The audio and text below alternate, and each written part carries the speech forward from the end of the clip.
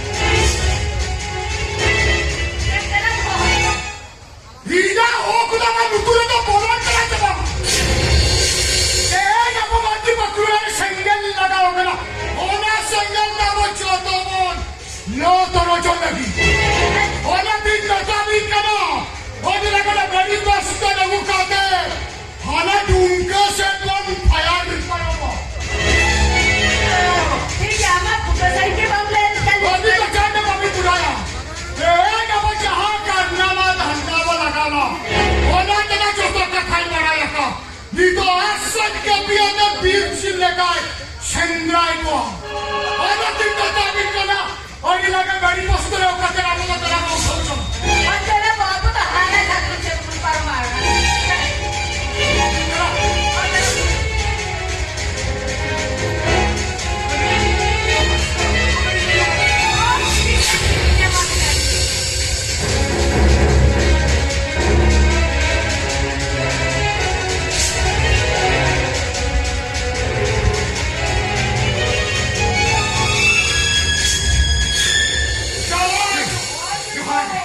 Johar ke bawah. Aduh, baba. Aduh, sak saman ko ma. Misra to ma bolinya gua ka. Tobe, kakak aku kata gini dia kena. Kakak tidak buka jangan. Hoy, kakak linya gua ka. Jangan. Aduh, sarai makin jangan. Yo, aduh, kakak emang ni. Aduh, neng lini misra ke tipe hoy. Oh, hoy, Jawa.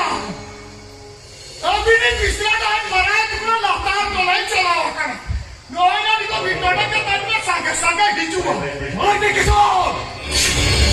Wajah sambil kata orang ni mereka mana? Amma ulah alam santa kata ni. Wah, terkawan tu. Ye dek misra tu. Habis cedek. Oh, dekat dia. Habis tu tadi habis pada kepala duka kan. Anak nawa babalon setelah kami bakal kena. Anak tu dua macam kembali ke mereka. Jadi ngomong ya. Ada mana tu joy? Bapak mana ya? Bapak mana ya? Apa macam?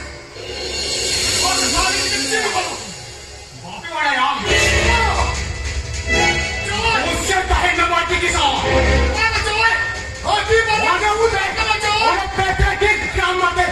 Ini mana kotoran orang kaya? Habis dah jangan lagi. Kali kacau kena joy. Bisa nukaran balik ke desa hari kami. Ikan kau kan? Ini misra ho. Apa kan ikan kau kan tahe? Ini lagi kelomang bebas aja. Eh, orang kati tetahin. Nenek tatin. Mak kau jadi pakai.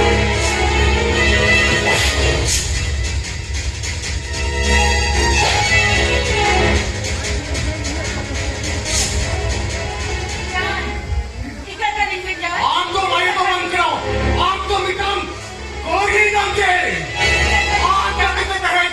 Ini misra jibon cak. Aduh, jangan bisa. Ikan kan ikan jangan. Ika.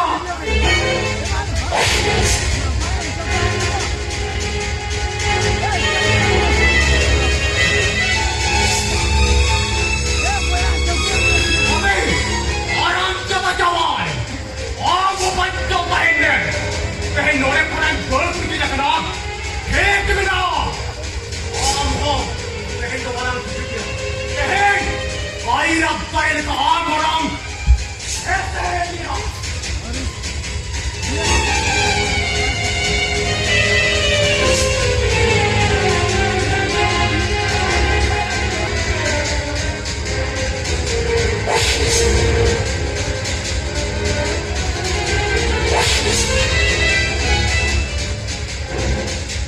Antum jawai jombang kena. Antum ek nomor thakawan. Baiklah. Tehe tu jawai jombang kena. Tehe tu lagi. Anak sabai tu bayo. Hai he saja. Lokan paini kata. Baca lo terluka.